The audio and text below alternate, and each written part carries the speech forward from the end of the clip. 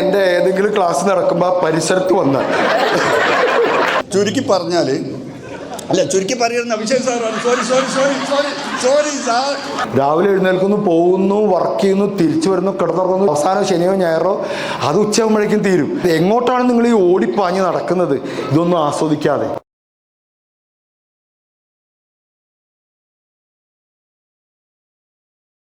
നോക്കൂ, ഇപ്പൊ ലോകം മാറുന്നത് എങ്ങനെയെന്നറിയോ? നമ്മളൊക്കെ ഫാസ്റ്റ് ഫുഡിന്റെ കാലമായിരുന്നു. ഫാസ്റ്റ് ഫുഡ് പുതിയ ട്രെൻഡ് ജെൻസി പിള്ളേർ സെറ്റ് ചെയ്തു.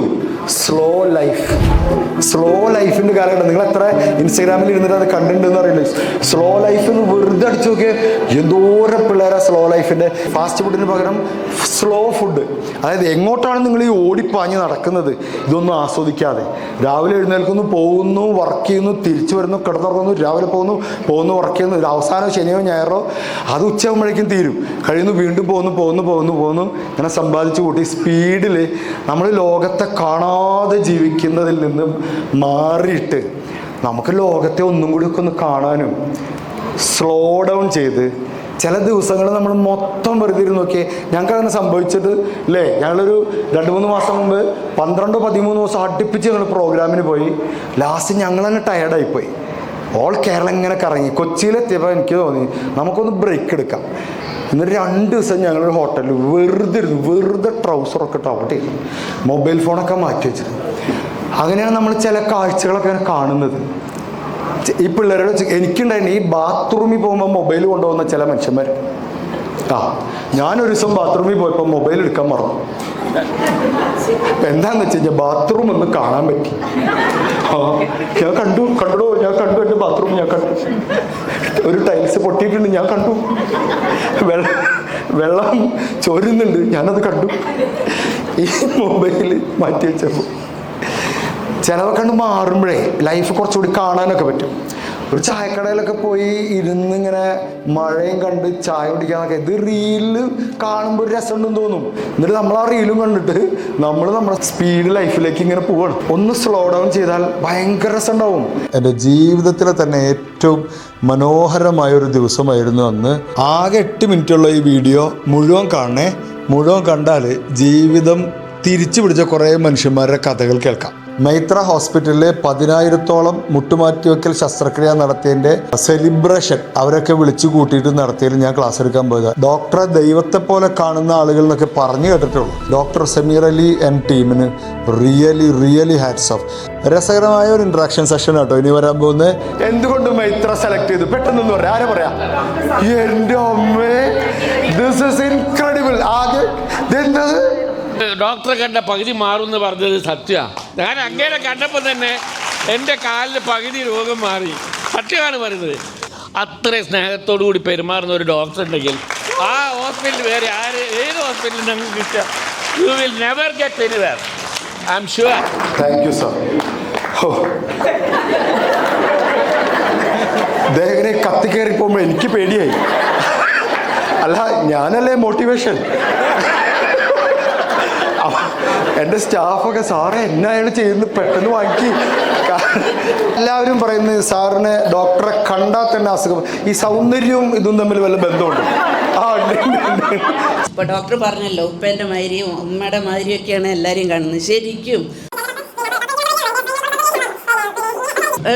ചുരുക്കി പറയാണ്. ഇപ്പൊ ഞാൻ ചുരുക്കിയിട്ടൊന്നുമില്ല, കുറെ പറഞ്ഞു. എല്ലാം കഴിഞ്ഞിട്ടില്ല. ഒന്നുകൂടി പറയട്ടെ.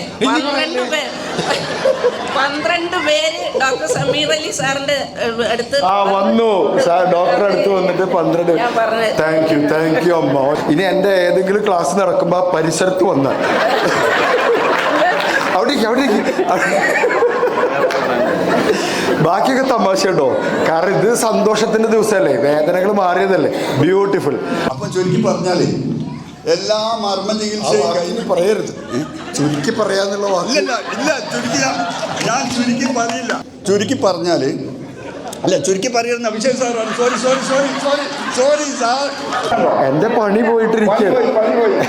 ഒരു 5 കൊല്ലം മുമ്പ് സാറേ നിങ്ങളിത് ഒന്ന് ഇൻട്രൊഡ്യൂസ് നിങ്ങളെ കണ്ടില്ലല്ലോ. അതാണ് പഞ്ച് ഡയലോഗ്. സാറിനെ കണ്ടില്ലല്ലോ. എന്ന് ഞാൻ വിചാരിക്കാം. കാത്തറിയോ അപ്പോഴേക്ക് സുഖമായി നടക്കാൻ. ആ മൈക്കിന്റെ ആള് ചോദിക്കണം, മൈക്ക് ചോദിക്കണം. അതുകൊണ്ട് എല്ലാവർക്കും നന്ദി. ബ്യൂട്ടിഫുൾ. ഞാനേ സാധാരണ നമ്മൾ പോണോടത്ത് എൻ്റെ ഫാൻസാണ് ഉണ്ടാവുക. ഇത് ഞാൻ സൈഡായി വെറും ബംഗാളിയായി മാറി.